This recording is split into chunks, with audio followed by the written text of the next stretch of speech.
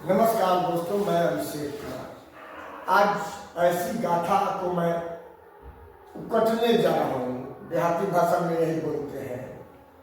खुरेदूंगा मैं उस जख्म को, जो जख्म 78 साल के 78 सालों का है। इसमें कोई दो राय नहीं है। सत्ता के सत्ताधीश जितने भी रहे केंद्र में, वो राज्य, उससे मतलब नहीं है। मैं आज बैठा हूँ कस्तूरबा गांधी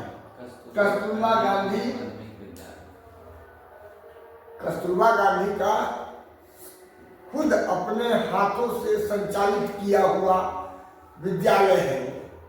और इसका जब कंडीशन देखिएगा, इसकी व्यथा को सुनिएगा, तो आपको लगेगा कि नहीं, कहीं न कहीं आज भी हम 18वीं सदी में जी रहे हैं, 19वीं सदी में जी रहे हैं, या कलयुग में जी रहे हैं। ये घोर कलयुग शायद आ चुका है हमारे समाज में। सत्ताधीशों से मैं ये कहना चाहता हूँ कि एक बार इस वीडियो को देखिएगा जरूर। तो सर, ये जो कस्तूरबा गांधी, ये फोटो दिख रहा है, महात्मा गांधी और कस्तूरबा गांधी दोनों पति पत्नी का है।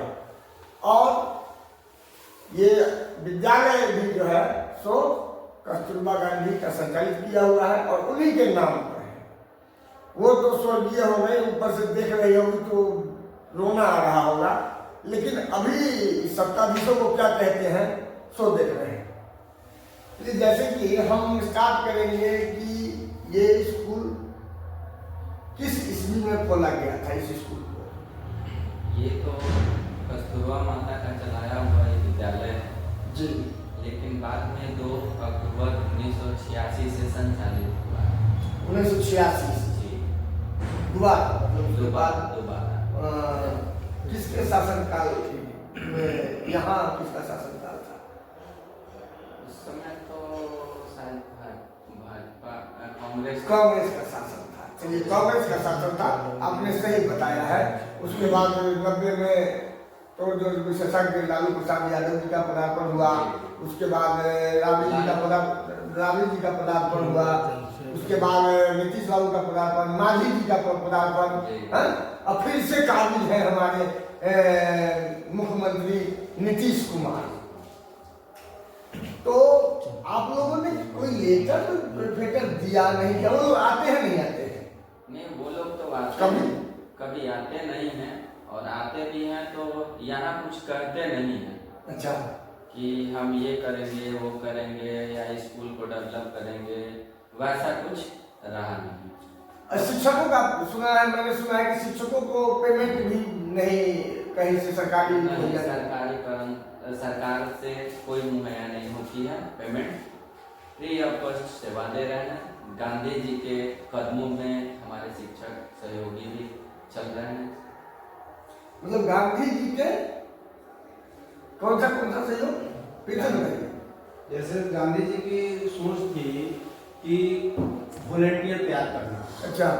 और उस वॉलेंटियर के तहत समाज और देश को एक नई दिशा देना, एक नई चेतना जागृत करना।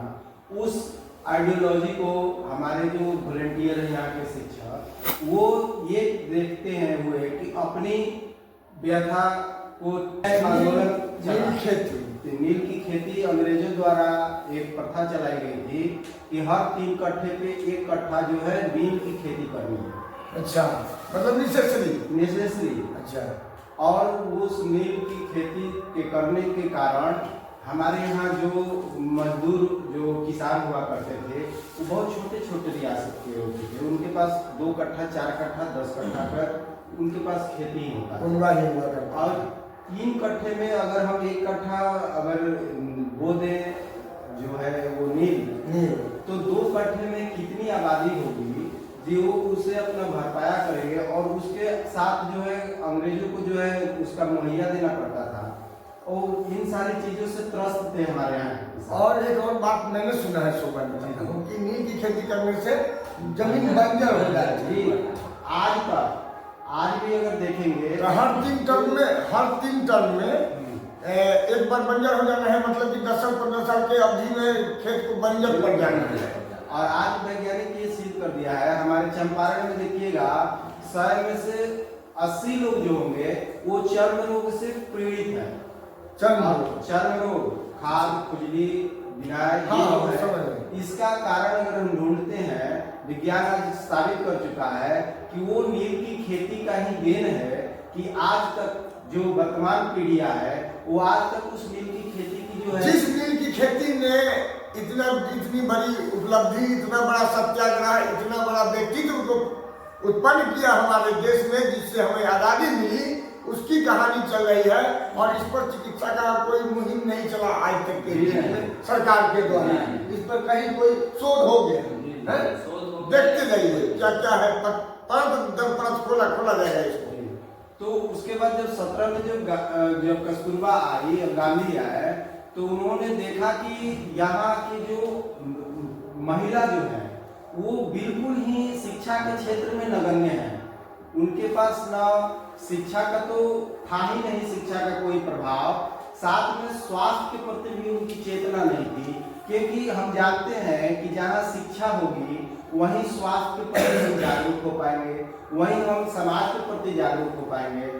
और जब कस्तूरबा ने देखा कि यहाँ तो शिक्षा का ही सबसे बड़ा अभाव है और उस अभाव को दूर करने का, स्वास्थ्य के प्रति हम किसी को जागरूक करना चाहते हैं, तो सबसे पहले जो हमारा सीढ़ी होगा वो होगा शिक्षा का। और शिक्षा के जो है मुहिम चलाना बहुत आवश्यक है इस क्षेत्र में, और ये आदिवासी बहुल क्षेत्र है। तो गांधी जी ने भी इस चंपारण को जो है आंदोलन का अपना पहला क्षेत्र यहीं से बिगुन फूका। और जो माँ कस्तूरबा थी उन्होंने कहा कि मैं शिक्षा का अलग यहीं से जगाऊंगी। गांधी जी के सामने एक वचन रखा कि मैं यहाँ विद्यालय चलाना चाहती हूँ महिलाओं के प्रति। और उन्होंने इसी धरती पे, इसी पावन धरती पे जहाँ आप अभी बैठे हुए हैं, इसी पावन धरती पे माता कस्तूरबा ने 6 माह तक रह करके और बच्चियों को शिक्षित किया, महिलाओं को शिक्षित किया कि आप कैसे जो है स्वच्छ रख सकती हैं समाज को, अपने परिवार को, अपने बच्चों को। क्योंकि हमारे यहाँ आप भी सुने होंगे, बचपन में पढ़े होंगे भी कि हमारे यहाँ बहुत प्रकार की महामारी आती थी, प्लेग आते थे, हैजा आता था और गांव लोग समाप्त हो जाता था। तो उस समय गांधी जी ने इस क्षेत्र का भ्रमण किया और देखा कि परिवार में एक परिवार में 4 बच्चे हैं, 8 बच्चे हैं, लेकिन खाने के लाले पड़े हैं। और जब खाने के लाले पड़े हैं तो उन्होंने सर्वे किया और कहा कि भाई इसकी असली जड़ तक जाने के लिए हमें परिवार के महिलाओं के पास पहुंचना होगा।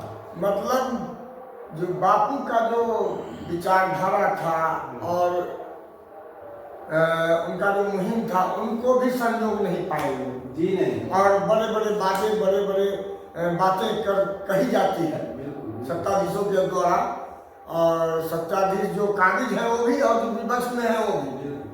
तो जो ये कस्तूरबा विद्यालय जो आज अभी देखते हैं पूरे भारत में चलता है, तो ये सोच यहीं से उत्पन्न हुआ। यही जो पावन धरती है जहाँ गांधी जी के सोच को बदला, वो सोच यहीं से उत्पन्न हुआ जब उन्होंने जिस परिवार से संपर्क साधवाया माता कस्तूरबा के द्वारा, तो महिलाओं से उन्होंने प्रश्न करवाया कि आखिर आपके पास खाने के लिए पैसे नहीं है, परिवार को अच्छे तरह से शिक्षा और वस्त्र देने की जो व्यवस्था नहीं है, फिर भी आप 8-10 बच्चे क्यों पैदा करते हैं?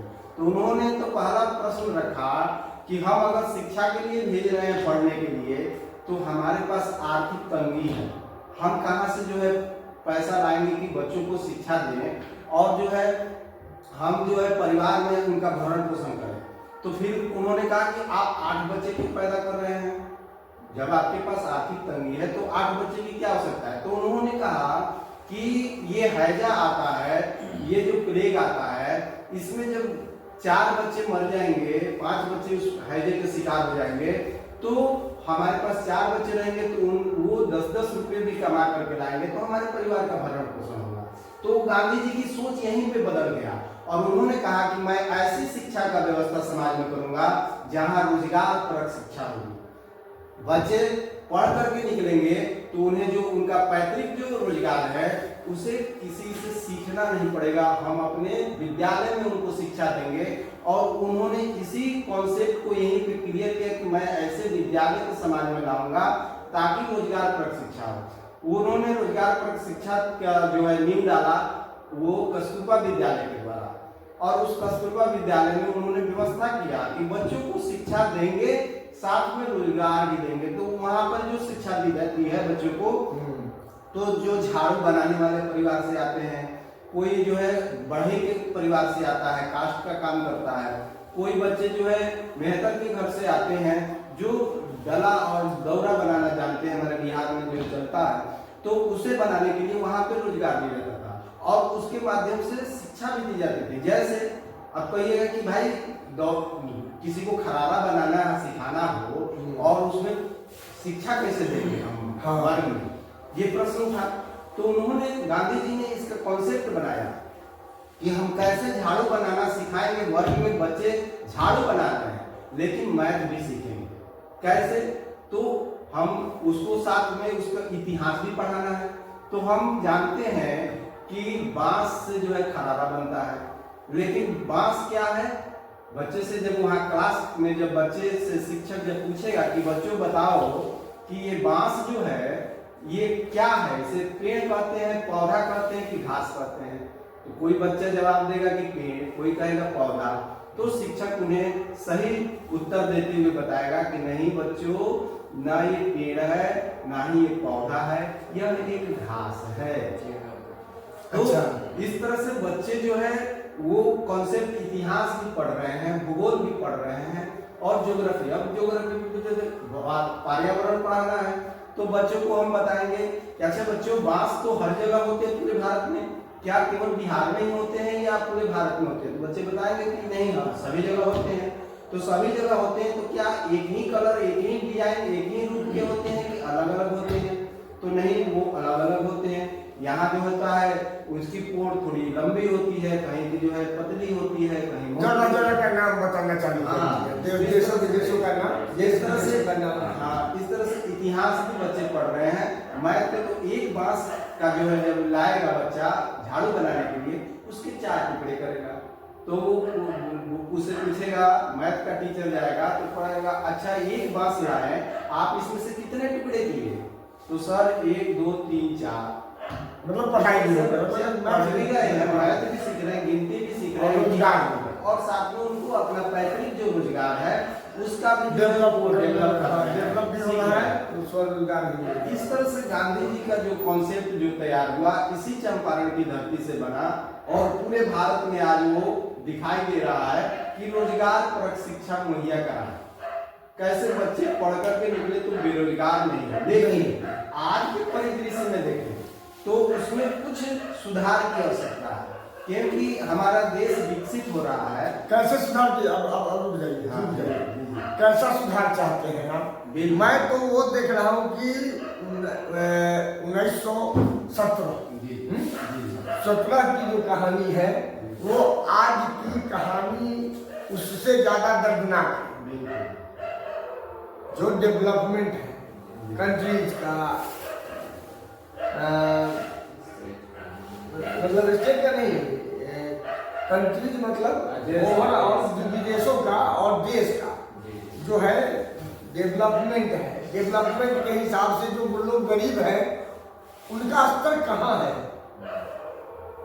कर्ज में डूबे हुए लोग, रोज रोटी के लिए मारी हो रहा है, काटा काटी हो रहा है, छीना चोरी हो रहा है, नहीं तो भूखे रोड पर भी सो रहे हैं, भूखे लगे नहीं तो भीख मार है।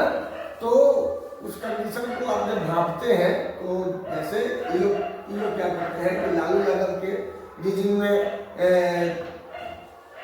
4 आने बोलता है लोग, बुढ़ा लोग बोल रहे 4 आने जिलेबी मिलता था, घूम घुमौला 4 आने पौधा, क्या घूम घुमौला 4 आने पौधा मिलता था।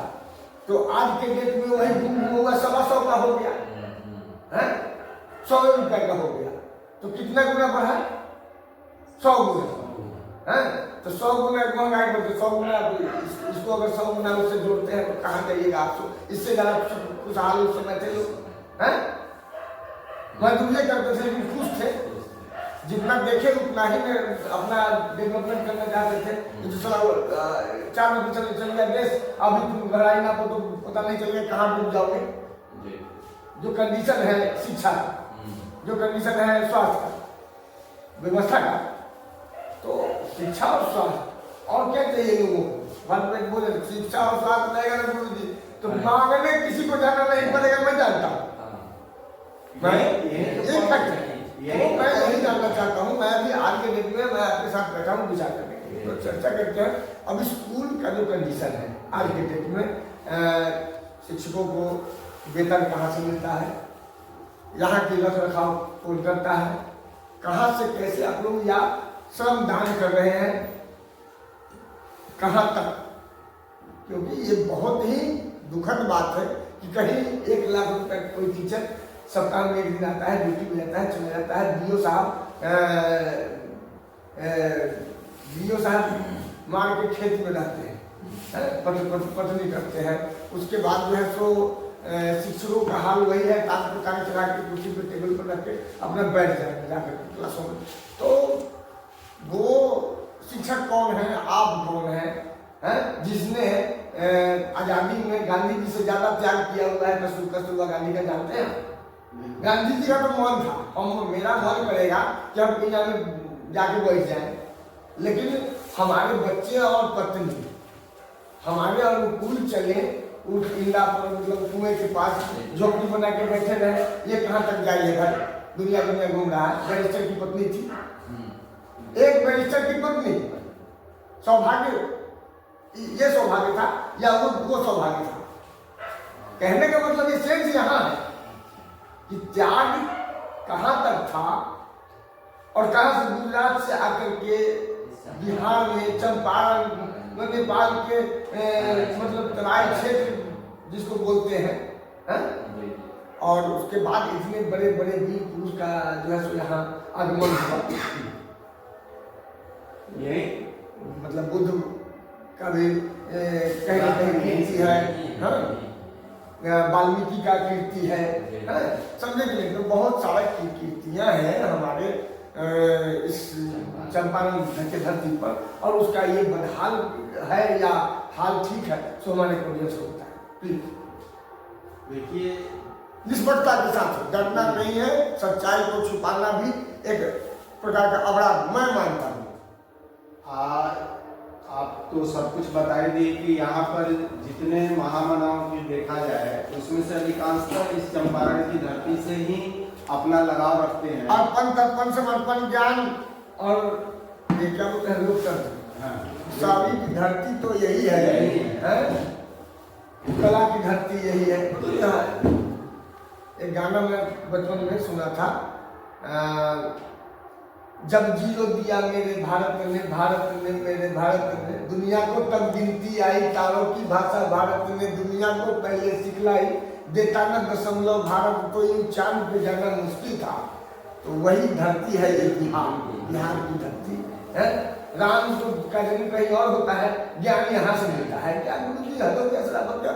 और उसके बाद ही बिहार का जो कंडीशन है, नालंदा विश्वविद्यालय को देख लीजिए, संरक्षण के बिना मतलब किस कंडीशन में, उस कंडीशन में भी उसके नाम पर भी डेवलपमेंट हो सकता था। इतना ज़्यादा मतलब चारा घोटाला में 900 करोड़ रुपये, 200 करोड़ रुपया, 1000 करोड़ रुपया, 17,000 करोड़ रुपया तो पुल, एक पुल गिरा है, 16 पुल गिर चुका है अभी रिसेंट में, है? तो वो सारे पैसे कहाँ से? रख रखाव के लिए पैसे ही नहीं है, खाने के लिए, खिलाने के लिए, गरीबों को देने के लिए पैसे नहीं है इनके पास। आपको देने के लिए है या नहीं है, ये जानना चाहते हैं। जैसे कि इतिहास रहा है इस विद्यालय का कि जब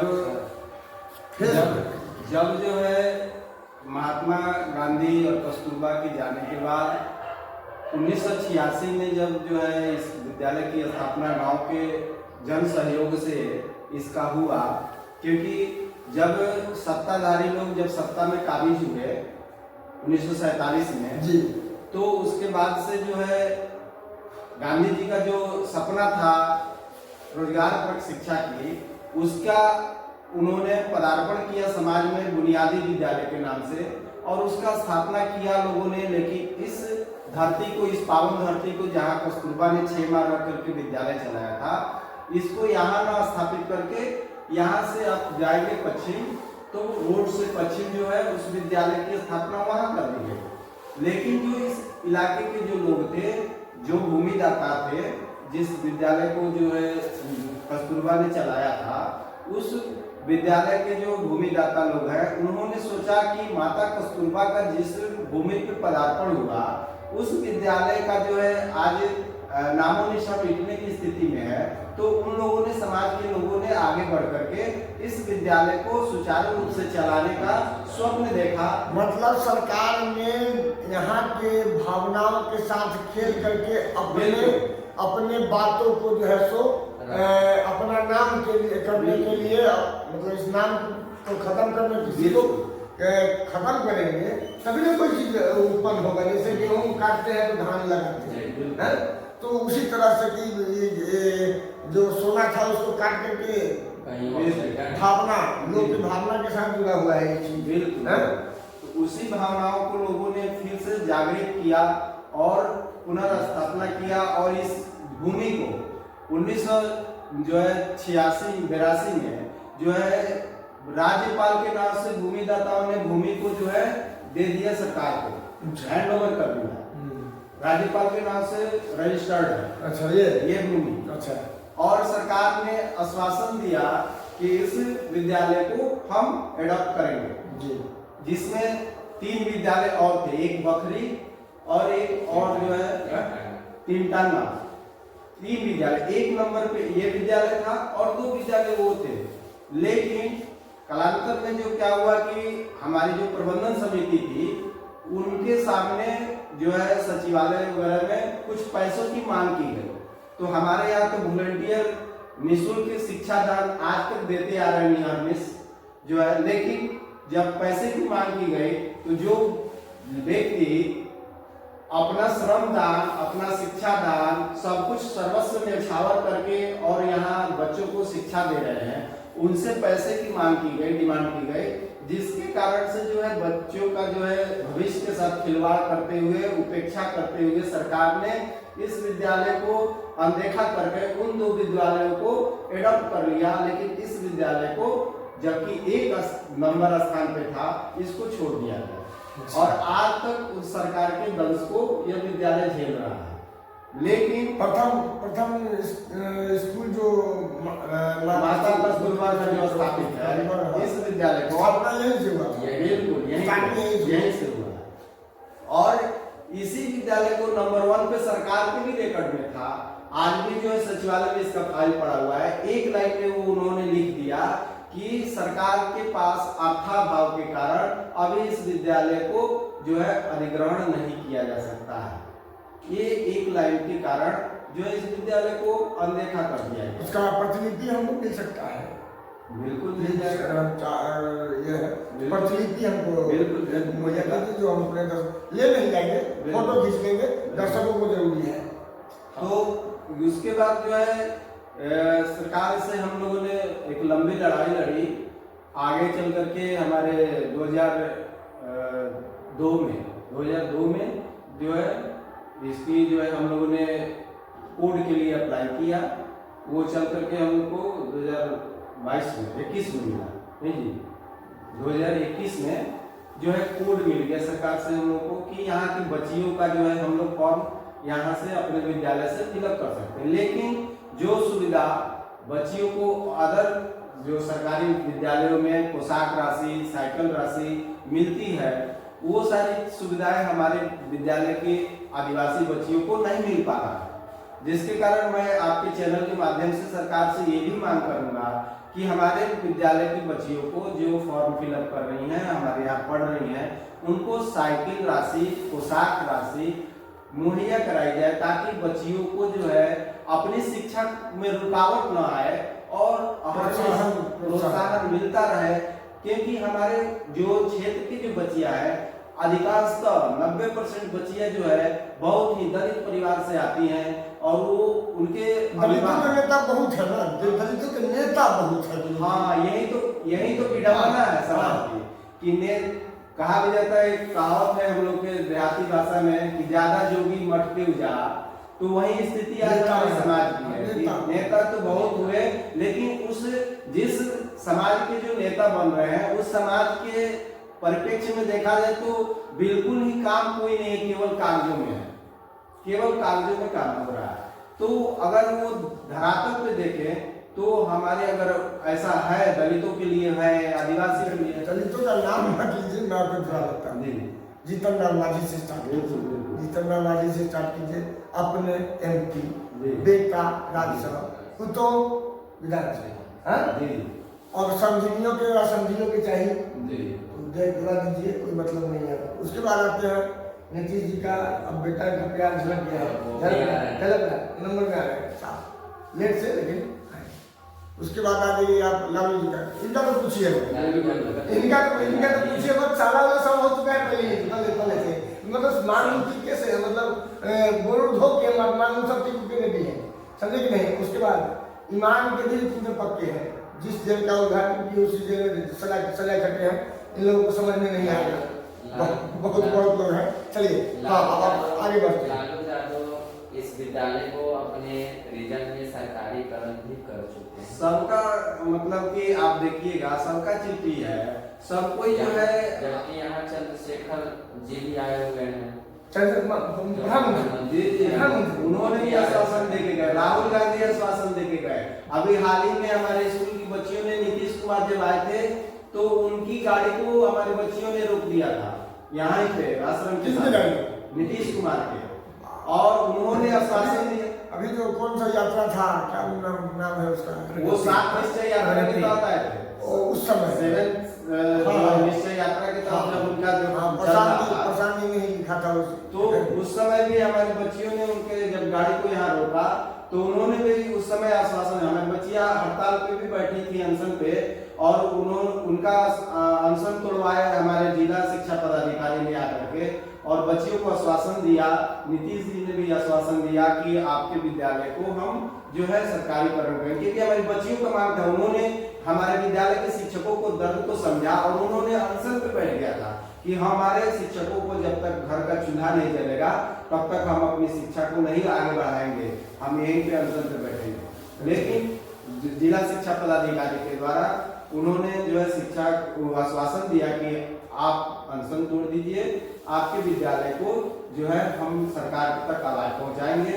और पता नहीं कि आज तक कौन सी आवाज कहां तक पहुंची, ये आज तक हम लोग को पता नहीं चला। चलिए अब आप देखते हैं, ये तो सीता किसी खत्म होगा ही नहीं, लेकिन यहाँ जो मूलभूत सुविधाएं हैं जो उनकी कहाँ से मुहैया होती है? जन सहयोग से, जन सहयोग से आता है, और प्रशासन की सोच से, जैसे कि हमारे जन सहयोग का बताइए। जन सहयोग का मतलब है कि हमारे आसपास के जो बड़े जो पूंजीपति हुए, बड़े बड़े सरकार जो हुए, जमींदार हुए, उनके द्वारा कुछ सहयोग राशि विद्यालय पर, जैसे आप अभी जैसे यहाँ जिस चेयर पे बैठे हैं इस पर भी किसी का नाम लिखा होगा, हमारा जो हुआ देखिए अलमीरा लगा हुआ है वो जीवन कौशल ट्रस्ट के सौजन्य से है। फैन भी अगर देखिएगा तो सारे फैन पे जो है नाम लिखा हुआ है, टेबल पे भी नाम मिलेगा। जितना भी चीज है कोई ना कोई दान दिया है और उसके द्वारा ये वित्त प्रदाता है। ठीक उसी प्रकार से हमारे माननीय प्रशांत किशोर सर जी के द्वारा उन्होंने जब अपना पदयात्रा का आरंभ करना चाहा तो जब आए यहाँ पे इस क्षेत्र का मुआयना किया तो उनका जो है ये था थीम था कि हम गांधी आश्रम से ही अपनी पदयात्रा का शुभारंभ करेंगे। उन्होंने जब इस क्षेत्र का मुआयना करने आया तो ठीक गांधी जी की तरह उन्हें भी यह विद्यालय दिखाई दिया और उन्होंने देखा कि भाई ये विद्यालय तो जो है एक भारत के लिए एक आइडियोलॉजी है, इसे जो है पूरे भारत में जो है दिखाना चाहिए और इसका दर्द को समझना चाहिए। तो उन्होंने इस विद्यालय को गोद लेने का जो है ऐलान किया इसी मंच से गांधी आश्रम से कि मैं इस विद्यालय को गोद ले रहा हूँ और जो है इस विद्यालय को मैं जब तक सरकारीकरण न हो जाए तब तक जो है इसे मैं संचालित करता रहूंगा और उनके द्वारा प्रति माह इस विद्यालय को 50,000 रुपया प्रत्येक माह के 1 तारीख को आ जाता है, जिससे बच्चियों के लिए कुछ व्यवस्था की जाती है और विद्यालय में चौक डस्टर वगैरह वगैरह का जो व्यवस्था उन्होंने कहा कि तब तक सुचारू रूप से चलता रहे, विद्यालय में कोई रुकावट नहीं आनी चाहिए, शिक्षा चलती रहनी चाहिए और यह विद्यालय चल रहा है। लेकिन अब एक समस्या है, जो सबसे बड़ी समस्या है कि शिक्षकों का जो है कुछ भरण पोषण की भी आवश्यकता है। वही बात मैं अभी आपका बात खत्म होने के बाद मैं वही कहता कि आपके श्रम दान करके जी जी, तो मेरे क्या रूप है, स्वरूप बताइए। रूप यही है कि जो हमारे यहाँ वॉलेंटियर काम करते हैं, वॉलेंटियर रूप में लाखों रुपए दिए जाते हैं। बिल्कुल बिल्कुल। सर आज के डेट में एक शिक्षक को हमारे गांव में जो स्कूल है उसका शिक्षक 1 लाख रुपया लगभग लेके जाता है, ध्यान रखिए। चलिए, तो वो सरकार के द्वारा जो है उपेक्षा तो होती ही रही है और मेरे यहाँ जो बच्चे शिक्षा ले रहे हैं उनको शिक्षा देने का जो कार्य करते हैं वो वॉलेंटियर के रूप में काम किए कि यहाँ जो भी शिक्षक है वो गांधी जी से कहीं ना कहीं प्रेरित है, क्योंकि सभी लोग एक सोशल वर्कर रहे हैं और जो है कहीं ना कहीं किसी न किसी रूप में किसी न किसी हम लोग भगवान है, हम लोग भगवान है, हकीकत यही है। वो हम गलत नहीं बोलते हैं। बिल्कुल बिल्कुल। तो वो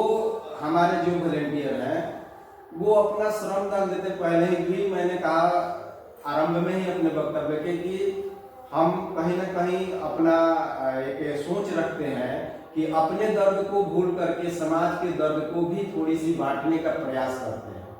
तो अपना दर्द तो है ही कि मेरा भी परिवार है, मेरा भी परिवार चलना चाहिए, उसे भी चलाने के लिए अर्थ की आवश्यकता है, क्योंकि आज मॉनेटरी युग है, बगैर मनी का कोई कुछ होने वाला नहीं है। तो होता ही है, ये तो अर्थ प्रधान देश है और अर्थ की बगैर कोई चीज नहीं होने वाला। तो यहाँ जो वर्कर जो है, जो हमारे वॉलेंटियर हैं, वो गांधी जी से भी प्रेरित है और जो यहाँ अपना श्रम दान देते हैं, शिक्षा दान देते हैं, तो उसके पीछे कहीं ना कहीं गांधी जी का सोच है, उनके साथ काम कर रहा है। अब ये रहा कि उनकी स्थिति कैसे सुदृढ़ हो और कैसे उनका परिवार चल रहा है।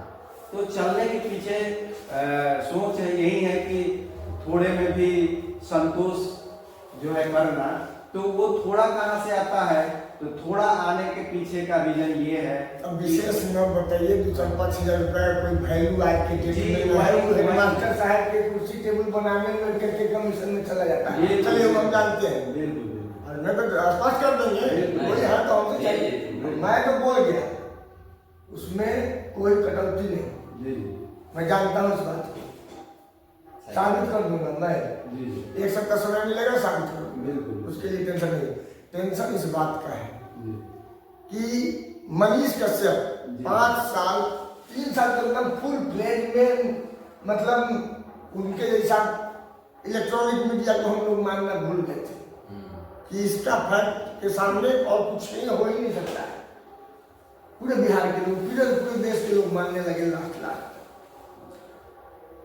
नाला, उसमें छेद, ऊपर है कि नीचे है, डामर कितना पड़ा, गिट्टी कितना पड़ा, बालू कितना पड़ा, कौन सा सड़क कितना 90 डिग्री के कोण में घूमना चाहिए, पुल उड़ जाएगा, उड़ गया, हवाई अड्डा बन गया, मतलब एवं प्रकार से ये चीज उनके गृह जिला में मनीष कश्यप जिसका नाम है, उसके गृह जिला का चीज है और गृह जिला की चीज को दिखा नहीं सकता। जब मनीष कश्यप जी का नाम छेड़ दिए तो मैं कहना चाहूंगा, सोनुआ दिख गया, मनीष कश्यप जी वायरल होने के लिए सोनुआ दिख गया।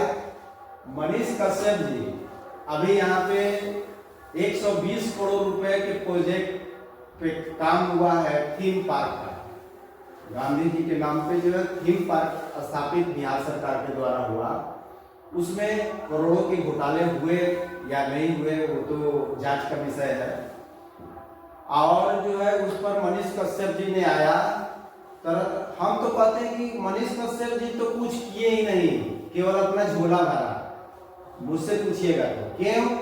जैसे आपने कहा कि छेद दिखाई दिया नाले के ऊपर, नाले के नीचे, पुल गिरा, पुल बह गया, तो किसी को धरातल पे उसको ठीक कराने का काम आज तक क्यों नहीं किया मनीष कश्यप ने? वही तो मैं पूछने का क्या मकसद क्या है? केवल ये कह देना कि पुल गिर गया, पुल बह गया, अरे तो आप उसके लिए शुरू से पोखरी में पानी देखा के बाद पर चर्चा कर दिया। हाँ, लेकिन यहाँ आपको इतना बड़ा मुद्दा है, ये मनीष कश्यप जी का, उनका भी इस विद्यालय में आए हैं, लेकिन मनीष कश्यप जी ने क्या चलाया पता नहीं कि उनको किस सूत्रों के द्वारा पता चला कि यह विद्यालय समाज के कुछ शिक्षा माफियाओं के द्वारा जो है इस पर काबिज कर लिया गया है। चला है इस विद्यालय का जो है उनके चैनल के माध्यम से भी चला, लेकिन उन्होंने क्या किया? बीजेपी का नहीं तो सत्ता था, यहाँ हो सकता है ऐसा भी है। नीतीश जी का ही सरकार था, नीतीश जी तो अलग है, लेकिन नीतीश जी के साथ में ललटेन वाला ललटेन थे, कमल फूल वाला है, ललटेन थे। तो पता नहीं मनीष भाई जी को क्या दिखाई दिया और इस विद्यालय के क्षेत्र प्रांगण में नहीं आया। उधर से सरे है, इधर से एक रोड जाता है बाईपास बैरटवा की तरफ, और उसी रोड से जो है सांसद साहब के हाथ उठ रहा होगा, सांसद साहब बीजेपी के और उन्हें ये दिखाई दिया कि अरे शिक्षा माफियाओं का जो है इस विद्यालय पे कब्जा है। अरे कभी आकर के अंदर से भी तो देखते बातें करते, पता चलता है कितना पाप पहले मरते हैं।